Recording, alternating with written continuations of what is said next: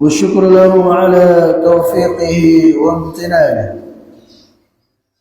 وأشهد أن لا إله إلا الله وحده لا شريك له، وأشهد أن نبينا محمدا عبده ورسوله. يا أيها الذين آمنوا اتقوا الله حق تقاته ولا تموتن إلا وأنتم مسلمون. رب اشرح لي صدري ويسر لي أمري واحلل عقدة من لساني يفقهوا قولي. اللهم انفعنا بما علمتنا وعلمنا ما ينفعنا وزدنا علما ya rabbal alamin. Perjamaah yang mudah-mudahan dimuliakan dan dirahmati oleh Allah Azza wa Jalla. Puji dan syukur senantiasa kita haturkan kepada Allah Subhanahu wa taala atas segala limpahan nikmat dan karunia yang telah Allah Subhanahu wa taala berikan kepada kita semua. Terkhusus nikmat iman dan Islam yang merupakan dua nikmat terbesar yang Allah Subhanahu wa taala berikan kepada hamba-hamba-Nya.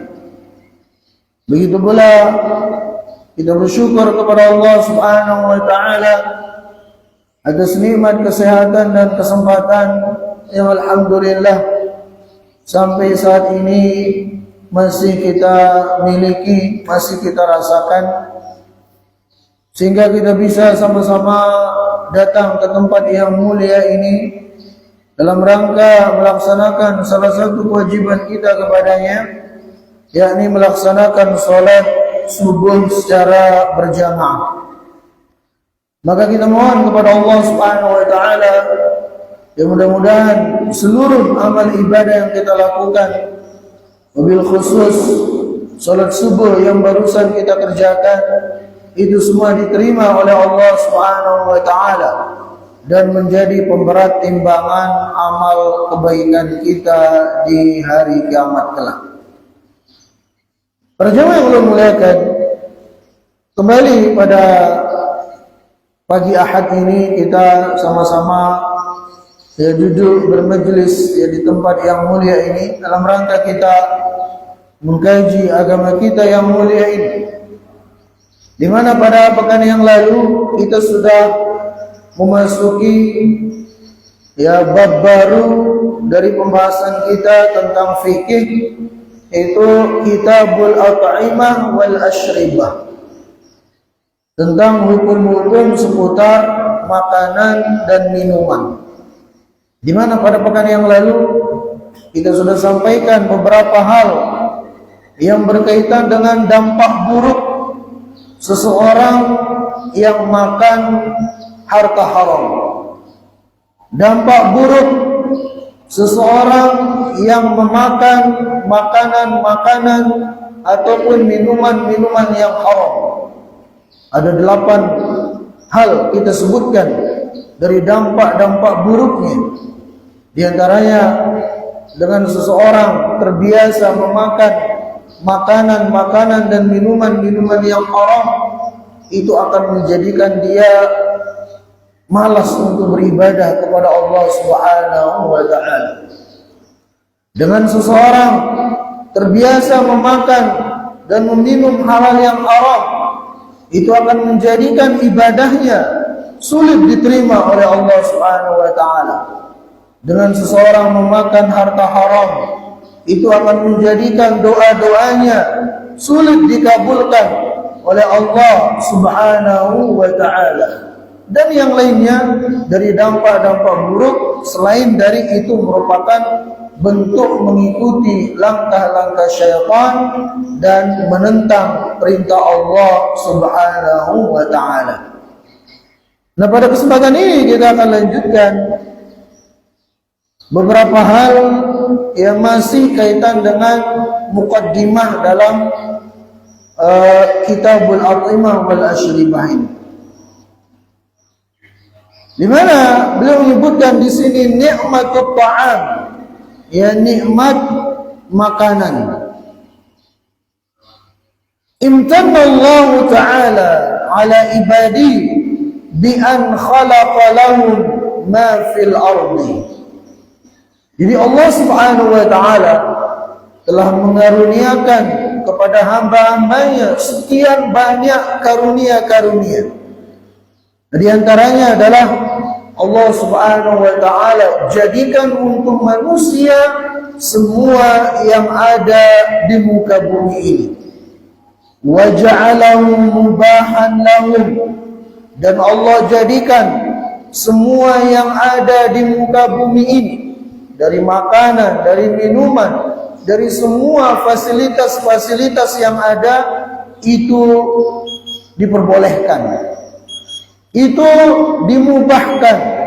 Allah jadikan hukumnya halal untuk dikonsumsi, halal untuk dimanfaatkan.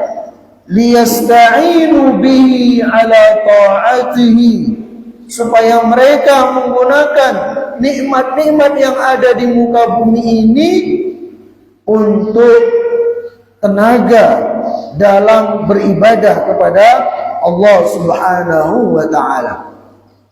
Ini yang harus kita sama-sama fahami, bahkan kita sama-sama camkan. Jadi nikmat-nikmat yang Allah Subhanahu wa Ta'ala berikan untuk kita di muka bumi ini itu sebagai penopang kita, ya, sebagai penopang kita dalam beribadah kepada Allah Subhanahu wa Ta'ala. Makanya salah kalau seseorang punya prinsip bahwasanya hidup itu untuk makan. Ya, harusnya makan itu supaya bisa hidup, supaya bisa beribadah kepada Allah Subhanahu wa Ta'ala.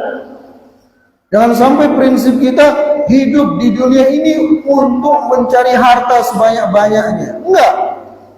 Jadi prinsip kita adalah mencari harta itu, mencari penghidupan, mencari ma'isyah, untuk kita kemudian jadikan sebagai penopang dalam mengabdikan diri kepada Allah Subhanahu wa Ta'ala. Jadi jangan dibalik. Ya, kalau ada orang prinsip hidupnya adalah hidup untuk makan, hidup untuk beranak pinak, lah apa bedanya dengan hewan? Ya, apa bedanya dengan sapi, kambing, ayam, itik? Kalau memang tujuan hidupnya sekedar untuk makan, minum, melampiaskan syahwatnya, nggak ada bedanya kita.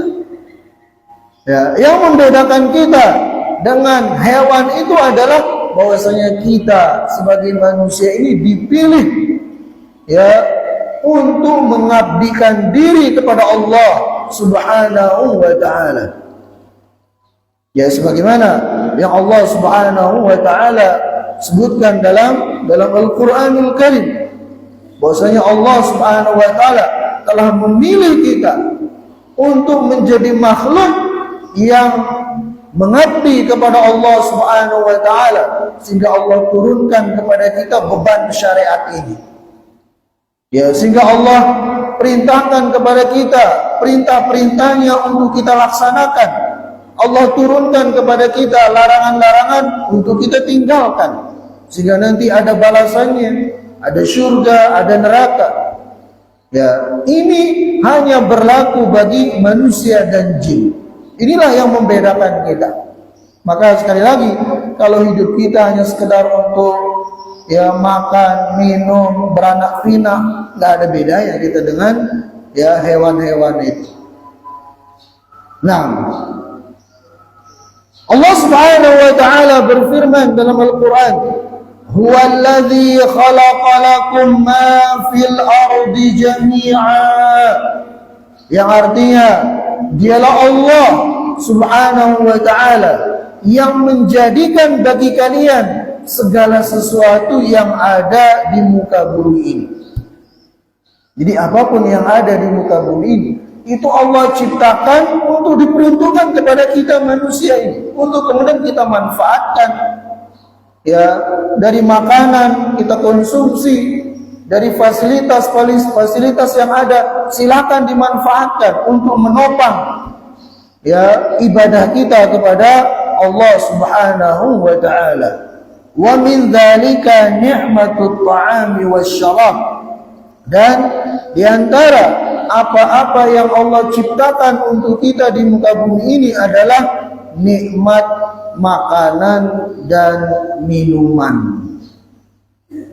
Nah, kemudian para jamaah yang mudah-mudahan dimuliakan dan dirahmati oleh Allah Azza wa Jalla. Poin kedua yang disebutkan oleh Syekh di sini adalah al-ahkam asy-syar'iyyah al-'ammah al-muta'alliqah bil at'imah wal asyribah.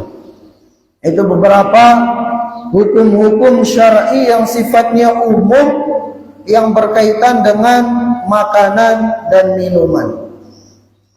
Syara Allah Ta'ala li'ibadi ahkaman tata'allaku bima'akilihim wa masyaribihim. Jadi Allah Subhanahu wa Ta'ala telah mensyariatkan bagi hamba-hambanya. Allah telah syariatkan bagi kita manusia sebagai hamba-hambanya ahkaman, hukum-hukum tata'allaku yang berkaitan dengan bima'akilihim wa masyaribihim, kaitan dengan makanan-makanan dan minuman-minuman kita. Jadi Allah jadikan hukum-hukum tertentu untuk mengatur ya hal-hal yang berkaitan dengan makanan-makanan dan minuman-minuman ini.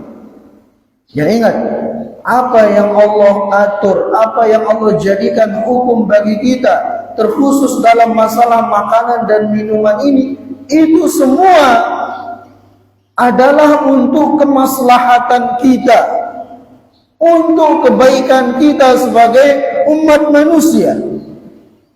Di tatkala Allah Subhanahu wa Ta'ala mengharamkan makanan-makanan tertentu, Allah Subhanahu wa Ta'ala mengharapkan minuman-minuman tertentu, itu semua untuk kebaikan kita. Ya.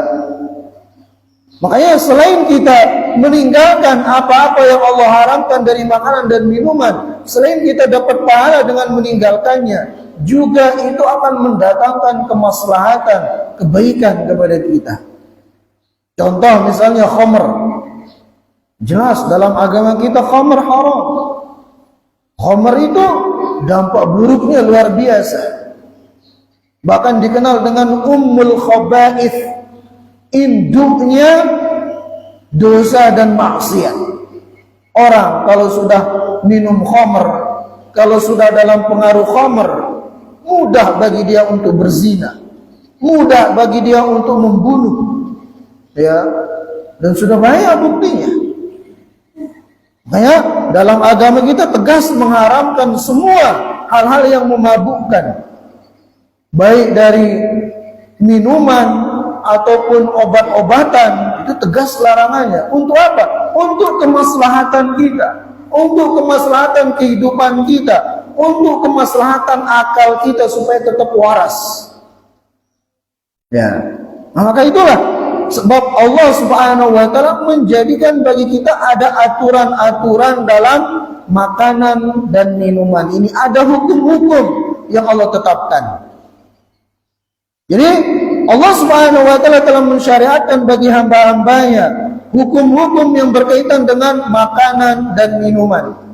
Idzal tazamuha kanat hayatuhum ubudiyatan li rabbihim.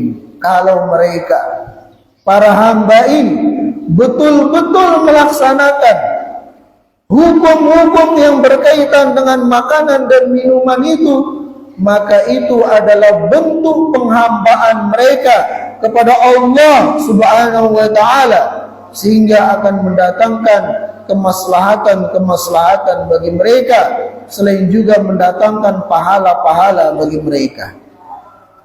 Wa in tarakuha aw ba'daha kana bu'duhum an rabbihim biqadri ma yatrukunahu min hadhihi tasyri'at al-hakimah. Dan apabila mereka meninggalkan ya hukum-hukum yang berkaitan dengan makanan dan minuman ini, atau mereka meninggalkan sebagiannya, maka itulah yang menjadi ukuran dekat atau jauhnya seorang hamba kepada Allah Subhanahu wa ta'ala. Artinya apa? Semakin seorang hamba itu betul-betul dalam melaksanakan hukum-hukum Allah, khususnya yang berkaitan dengan makanan dan minuman, maka dia akan semakin dekat dengan Allah Subhanahu wa ta'ala. Sebaliknya, semakin seseorang itu jauh dari hukum-hukum Allah, khususnya yang berkaitan dengan makanan dan minuman ini, maka si hamba itu akan semakin jauh dari Allah Subhanahu wa ta'ala. Maka oleh karena itu, para jamaah yang muliakan, wajib bagi kita untuk memahami ya hukum-hukum yang berkaitan dengan makanan dan minuman ini, sehingga apa? Sehingga mudah bagi kita untuk mengamalkannya, sehingga dengan demikian kita akan semakin dekat dengan Allah Subhanahu wa ta'ala, serta terhindar dari dampak-dampak buruk yang memakan makanan yang haram yang sudah kita sampaikan pada pekan yang lalu. Kemudian kata beliau, wa min ahammi hadhihi tasyri'at ma ya'ti. Di antara hukum-hukum yang berkaitan dengan makanan dan minuman secara umum, sebelum kita sebutkan secara rinci, yang pertama adalah wujubu syukrillahi ta'ala ala ni'matit ta'ami wasyarab. Jadi yang pertama dari hukum-hukum secara umum kaitan dengan makanan dan minuman ini adalah kewajiban bagi kita untuk bersyukur kepada Allah Subhanahu wa ta'ala atas setiap rizki yang Allah Subhanahu wa ta'ala berikan kepada kita. Selalu kita bersyukur ya dengan semua nikmat-nikmat yang Allah Subhanahu wa ta'ala berikan kepada kita. Abahallahu ta'ala li ibadi an ya'kulu min at-thayyibat. Allah Subhanahu wa ta'ala telah memperbolehkan bagi hamba-hambanya untuk makan dari yang baik-baik, dari yang halal-halal, dari apa yang ada di muka bumi ini. Wa aujaba 'alaihim an yashkuru 'alaiha. Dan Allah Subhanahu wa ta'ala mewajibkan para hamba itu untuk bersyukur kepada Allah. Ya. Dan ingat, ya para jamaah yang ulun muliakan, ketika kita bersyukur kepada Allah Subhanahu wa ta'ala, bukan berarti Allah itu membutuhkan syukur kita. Sama sekali enggak. Kita mau bersyukur, kita mau kada bersyukur, itu tidak ngaruh sama Allah Subhanahu wa ta'ala. Allah tetap maha kaya. Ya, tidak akan mengurangi kerajaan Allah Subhanahu wa ta'ala. Justru syukur itu manfaatnya kembali kepada diri kita. Sama sekali tidak bermanfaat bagi Allah. Ya, sama sekali tidak bermanfaat. Makanya dalam surah Az-Zariyat Allah Subhanahu wa ta'ala berfirman, ya ma uridu minkum min rizqin wa ma uridu ayyut'imun. Innallaha war-razzaqu dzul quwwatil matin. Jadi Allah Subhanahu wa ta'ala ya tidak mengharapkan dari kita itu diberi makan, diberi rizki, rasa syukur enggak. Karena Allah itu Ar-Razzaq, maha pemberi rizki. Tapi syukur itu manfaatnya kembali kepada kita sebagai hamba-hambanya. Allah wajibkan syukur bagi kita sebagai hamba-hambanya supaya manfaatnya itu kembali kepada kita. Makanya dalam surah Luqman Allah Subhanahu wa ta'ala berfirman apa? Wa man yashkur fa innama yashkuru li nafsihi.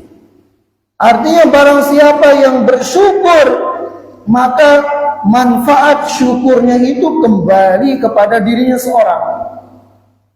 Ya, Allah tidak butuh dengan syukur kita. Dalam ayat yang lain, dalam surah Ibrahim, Allah Subhanahu wa ta'ala berfirman, la in syakartum la azidannakum. Kalau kalian bersyukur, aku akan tambahkan nikmatku kepada kalian. Namun sebaliknya, wala in kafartum inna azabi lasyadid. Kalau kemudian kalian kufur, maka sungguh azabku itu sangatlah pedih. Ya, nah jadi ini yang pertama yang harus kita lakukan terhadap nikmat-nikmat yang Allah Subhanahu wa taala berikan kepada kita, yang kecil apalagi yang besar, adalah syukuri nikmat-nikmat Allah tersebut. Bagaimana cara kita mensyukurinya? Ada 3 cara kata para ulama supaya syukur kita itu bujur-bujur adanya. Yang pertama apa? Pertama, lisan kita mengucapkan alhamdulillah. Segala puji bagi Allah Subhanahu wa taala atas semua nikmat-nikmat yang telah diberikan olehnya. Ya, biasakan diri dapat nikmat itu alhamdulillah, syukuri. Ya, makanya kita habis makan alhamdulillah, atau lengkapnya alhamdulillahilladzi at'amani hadza wa razaqani min ghairi haulin minni wala quwwah. Habis minum alhamdulillah.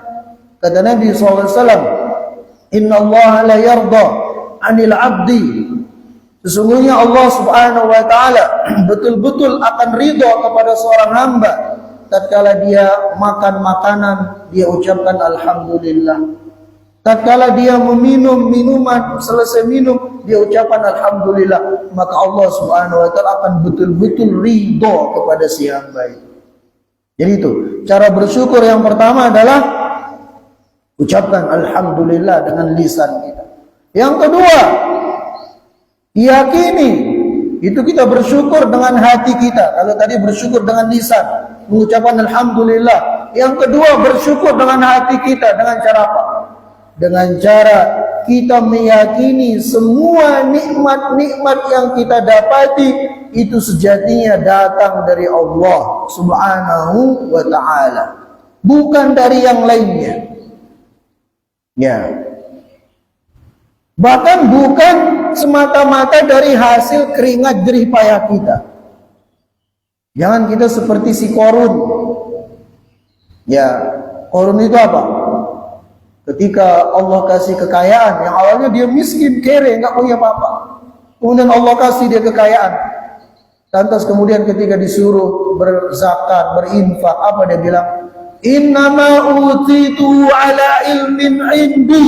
Oh, ini semua harta benda yang aku miliki, ini semua hasil keringat jerih payahku. Ngapain aku sedekahkan? Ngapain aku zakatkan? Ya, aku kaya raya karena kepintaranku, karena kehebatanku. Itu kata si Qarun. Maka apa yang terjadi? Allah Subhanahu wa taala tenggelamkan dia dan harta bendanya ke dalam perut bumi.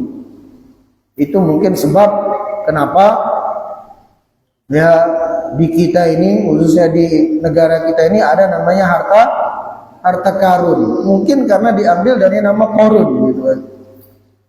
Ya. Maka dalam bersyukur ini jadilah kita seperti Nabi Sulaiman alaihissalam. Lihat Nabi Sulaiman. Ya, nikmat yang Allah berikan kepada beliau luar biasa. Allah berikan kepada beliau kerajaan yang tidak pernah diberikan kepada manusia sebelum beliau dan tidak akan pernah diberikan kepada manusia setelah beliau. Di mana kerajaannya Nabi Sulaiman itu mencakup apa? Jin. Jin-jin tunduk sama beliau. Hewan-hewan tunduk sama beliau, menjadi tentara beliau. Angin pun bisa diperintah oleh beliau. Sudah melampaui batas ya kerajaan yang dimiliki oleh manusia. Tapi apakah Nabi Sulaiman kemudian sombong seperti si Qarun tadi? Enggak. Apa kata Nabi Sulaiman? Allah sebutkan dalam Al-Quran surah An-Naml. Hadza min fadli rabbi liyabluwani aashkuru am akfur. Nah, ini orang beriman begitu. Apa kata Nabi Sulaiman? Ini semua adalah karunia dari Tuhanku. Tuhanku ingin mengujiku. Apakah dengan semua pemberian ini aku bersyukur kepadanya ataukah aku kufur kepadanya? Ya, jadi bersyukur, yakini itu semua datang dari Allah. Nisbatkan semua nikmat yang kita dapati itu hanya kepada Allah Subhanahu wa taala, bukan kepada selainnya. Ya, kadang sebagian kita baru dikasih jabatan yang lumayan tinggi udah merasa sombong, udah merasa congkak, udah merasa angkuh. Tuh lihat Nabi Sulaiman, kerajaannya luar biasa. Ya, dia merajai jin, merajai hewan, apalagi manusia. Tapi nggak ada namanya sombong-sombong. Nah, jadi itu yang kedua, cara bersyukur kepada Allah Subhanahu wa taala, bersyukur dengan hati kita. Itu apa? Dengan kita meyakini semua nikmat yang kita dapat itu datangnya dari Allah Subhanahu wa taala, bukan dari yang lainnya, bukan semata-mata dari hasil jerih payah usaha kita, bukan. Kemudian cara syukur yang ketiga adalah dengan kita menggunakan nikmat-nikmat yang Allah berikan kepada kita itu pada jalan-jalan yang diridhoi oleh Allah. Kadang ini yang sulit. Ya, harusnya Allah berikan kita harta benda, gunakan untuk hal-hal yang diridhoi oleh Allah, atau minimal kita gunakan pada hal-hal yang mubah, hal-hal yang diperbolehkan. Ya, kita gunakan untuk memberikan kecukupan kepada istri dan anak-anak kita. Kita gunakan untuk keperluan hari-hari kita yang sifatnya mubah. Kita tambahi lagi dengan keluarkan zakatnya, kemudian infak sedekahnya, keluarkan itu semua. Ya, jangan malah dikasih harta benda digunakan untuk maksiat. Ini berarti kita nggak bersyukur sama Allah Azza wa Jalla. Ya, dan betapa banyak orang-orang yang seperti itu, dikasih rizki, dikasih harta benda, dia gunakan untuk bermaksiat, dia gunakan untuk judi, dia gunakan untuk membeli khamr, bahkan dia gunakan untuk menyewa wanita-wanita penzina. Ya, na'udzubillah. Itu urusannya besar nanti di hari kiamat. Begitu pula dengan nikmat yang ada di tubuh kita ini. Ya, kita dikasih mata untuk melihat, hendaknya kita gunakan untuk melihat yang Allah ridhai. Kita dikasih pendengaran, hendaknya kita gunakan untuk mendengar apa yang Allah ridhai. Kita dikasih lisan, ya, hendaknya kita gunakan untuk berbicara sesuatu yang Allah ridhai. Kita dikasih tangan, jari jemari, hendaknya kita gunakan untuk memegang apa yang Allah ridhai. Kita gunakan untuk mengetik, men-share di media-media sosial sesuatu yang Allah ridhai. Jangan justru yang kita lakukan adalah apa-apa yang dibenci dan dimurkai oleh Allah Subhanahu wa taala. Itu dia 3 cara bersyukur kepada Allah Subhanahu wa taala. Kemudian kata beliau di sini, wa bayyana lahum anna hadha syukra huwa muqtadal ubudiyyati lillahi ta'ala. Dan Allah Subhanahu wa taala menjelaskan kepada hamba-hambanya bahwasanya syukur itu, bersyukur kepada Allah Subhanahu wa taala, itu adalah tuntutan dari penghambaannya seorang hamba kepada Allah Subhanahu wa taala.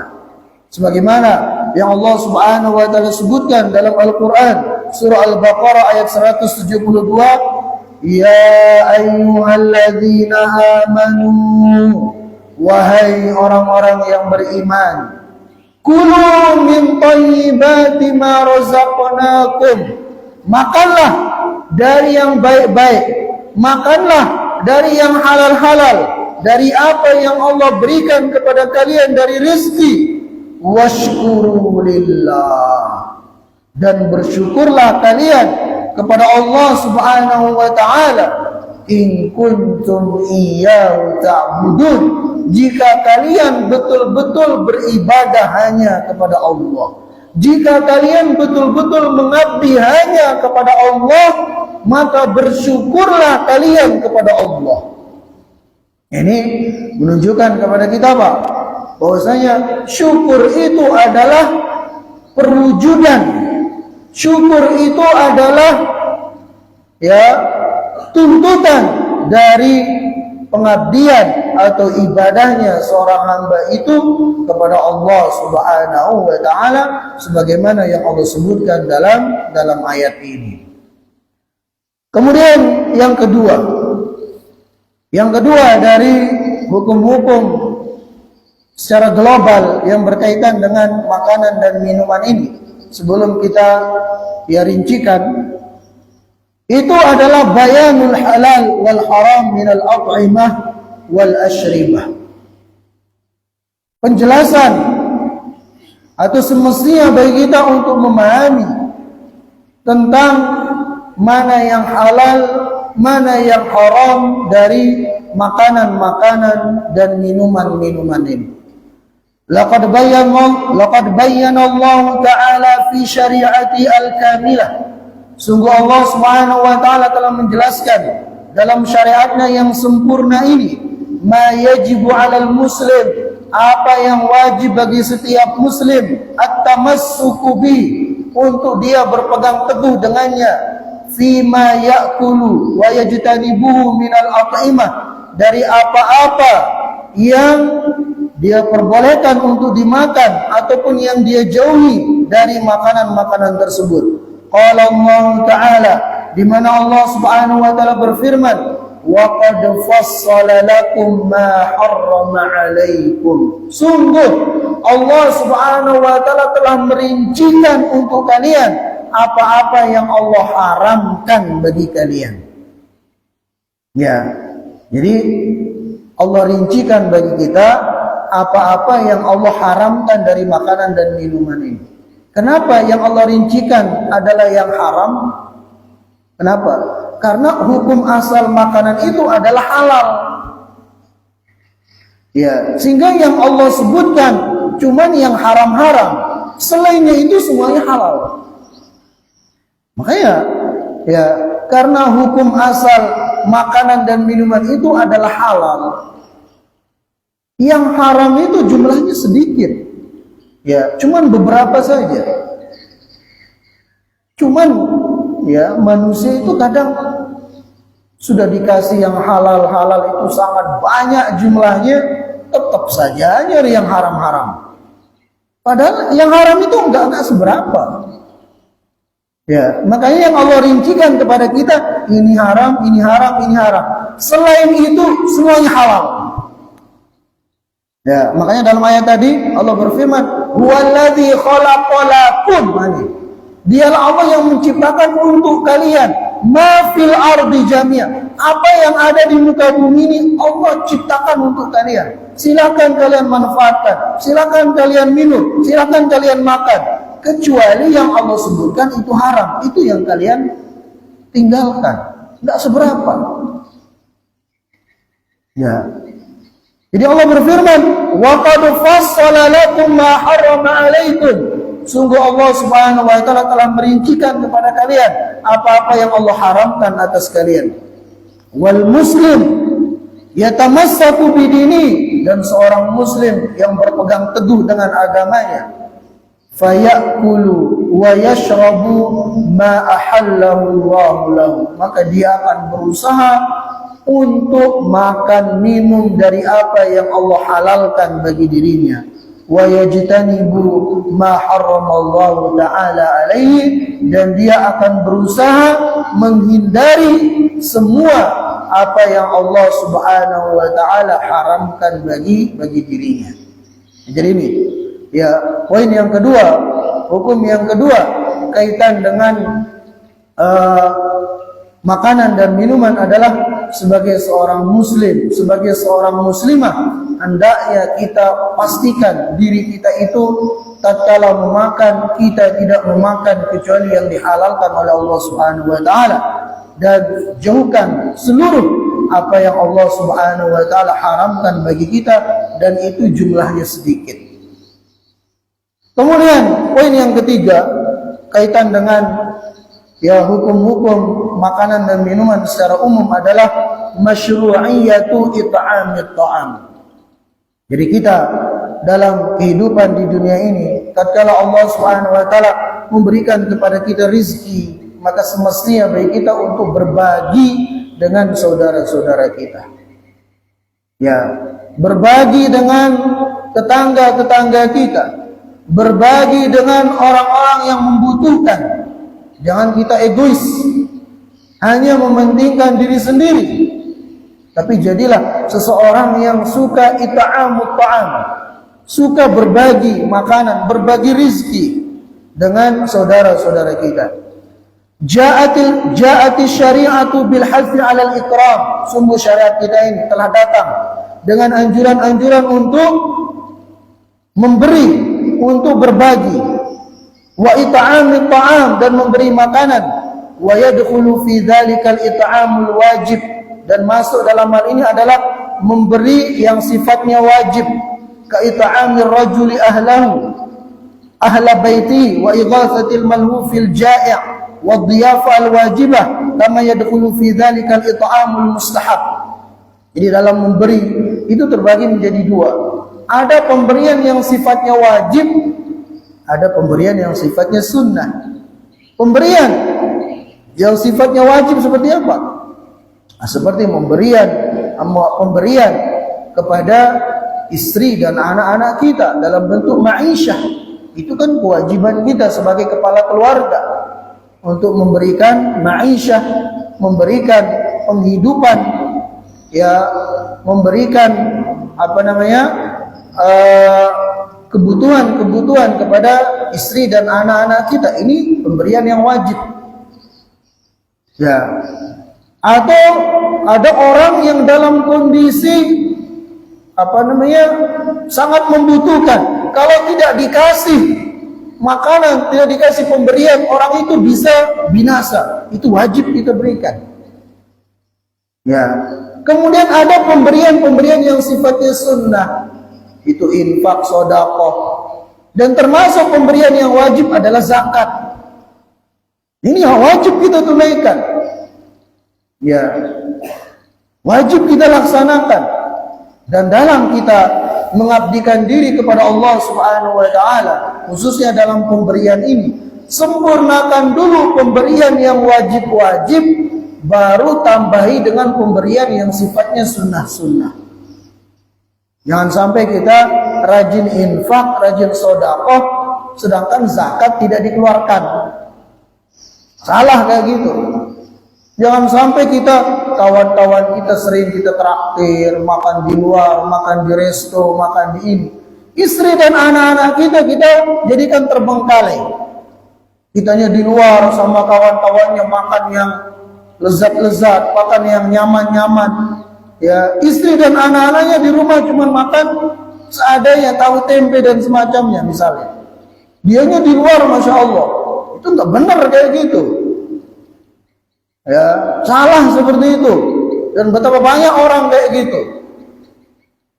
Ya, jadi yang wajib-wajib dulu, pemberian yang wajib sempurnakan, baru tambahi dengan yang sunnah-sunnah. Dengan demikian akan sempurna pengabdian kita kepada Allah Subhanahu wa taala. Nah, itu dia. Ya, 3. Nah, ada satu lagi, insyaallah kita lanjutkan pekan depan, dari hal-hal yang berkaitan dengan hukum-hukum secara umum yang berkaitan dengan makanan dan minuman. Yaitu apa? Pertama, wajib bagi kita untuk bersyukur atas setiap nikmat yang Allah berikan kepada kita. Kemudian yang kedua, pastikan kita dalam makan dan minum itu makan yang halal-halal, jauhi yang haram-haram. Kemudian yang ketiga, ya, jadilah seseorang yang suka berbagi. Ya, baik berbagi yang sifatnya pemberian wajib, apalagi yang sifatnya wajib ataupun yang sunnah. Demikian yang ulun bisa sampaikan. Mudah-mudahan sedikit ada manfaatnya. Assalamualaikum warahmatullahi wabarakatuh.